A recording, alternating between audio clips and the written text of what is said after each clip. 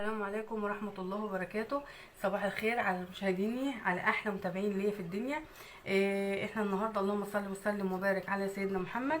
احنا النهاردة قلت أعمل لكم حاجة حلوة كده للبنات هم قاعدين ياكلوها. بما إن المشمش مالي الدنيا ورخيص دلوقتي. فأنا قلت أجيب وأعمل صينية. أنا المفروض أقولها لكم بعدين، بس أقول لكم دلوقتي هنعمل صينية كيكة بإيه؟ بالمشمش.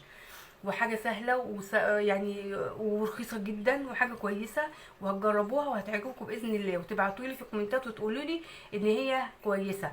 وعايزه يا رب يا رب كده يكرمكم ان انتوا ايه، تدخلوا على القناه وتشوفوا الطبخ بتاعي، ولو عجبكم ايه ابعتوا لي وقولوا لي ان هو عجبكم ولا لا. يلا نبتدي نقول بسم الله الرحمن الرحيم. اول حاجه هناخده المشمش دوت وهنفصصوه اهو زي ما انتوا شايفين. ادي اهي المشمشيه اهي. نشيل البذره منها اهو زي ما انتم شايفين. هنفصصه كله وايه، وبعد كده هرجع لكم تاني. ماشي يا حبايبي، اهو زي ما انتم شايفين فصصت ايه المشمش بتاعنا وشلت البذر منه. خلاص هنروحوا جايبين الطاسه بتاعتنا القمرايه، وهنروح حاطين فيها ايه كوبايه من السكر. خلاص كده، بس الكوبايه بتاعتنا احنا حطيناها اهي، وايه مش يعني انا بفردها بس كده اهو. وبعد كده مش هنحركها، عشان لو حركناها هتتكرمل وهتمسك في بعضها. لا احنا مش عايزين كده، احنا عايزين بس السكر يسيح، وبعد كده هنقوم حاطين فيه المشمش اهو زي ما انتم شايفين.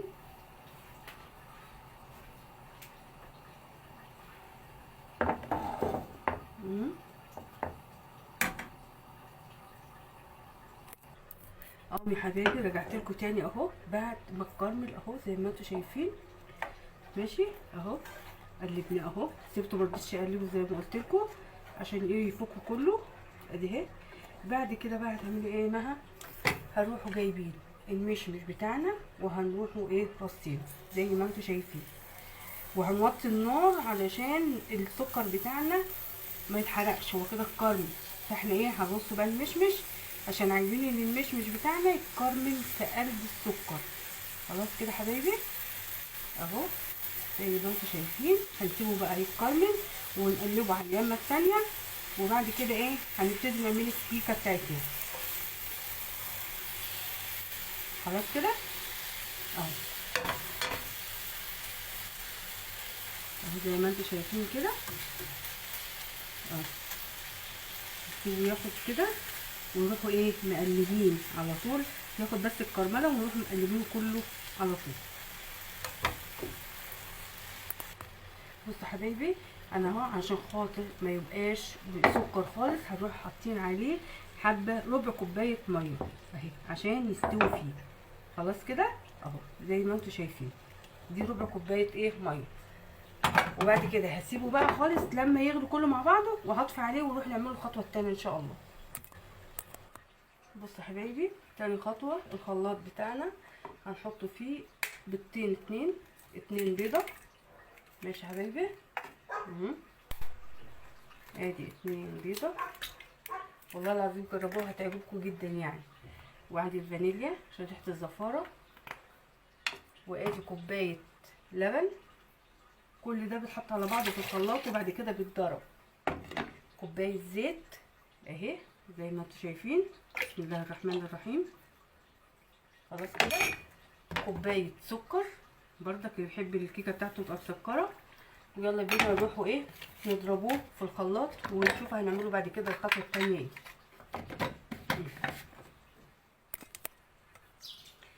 بعد كده جبنا ايه ادي كوبايتين 2 من الدقيق، ومعانا كيس بيكنج باودر طبعا اهو نحطه.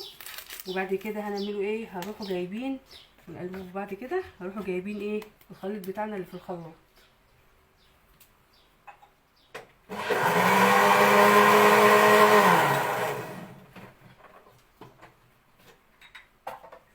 اهو زي ما انتم شايفين.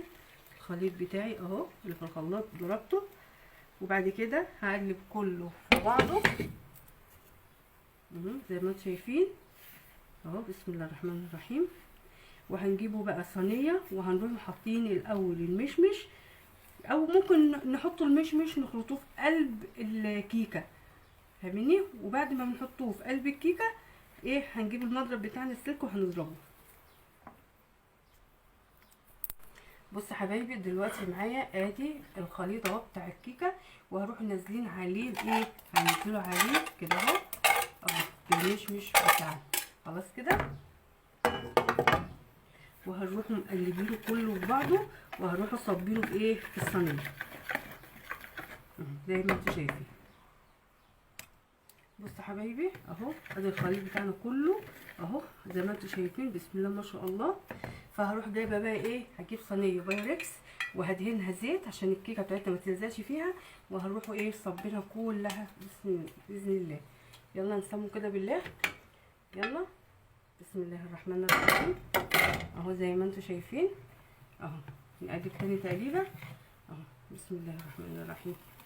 ايوه اهو زي ما انتوا شايفين. ايه الجمال ده، بسم الله ما شاء الله، بسم الله ما شاء الله.